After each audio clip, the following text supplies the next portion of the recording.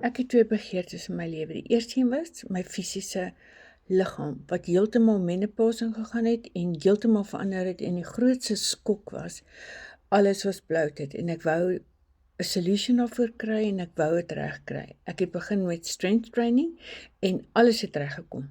My inflammasie is weg, alles is weg, en ek is so bly, dit het jaar gevat, maar ek sien die verskil. En ek is nou gereed om te val. Nou die tweede een is my finansies. Ek is so excited, want nou gaan ek oorwinning kry in my finansies, in die area wat ek die grootste gesukkel het. Ek werk nou baie wyser en met 'n hele plan uitgewerk.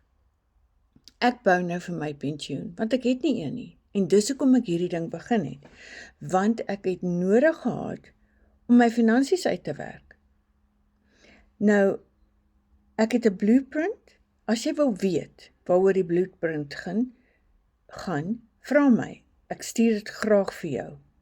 Daar is 'n oplossing vir elke situasie in ons lewe.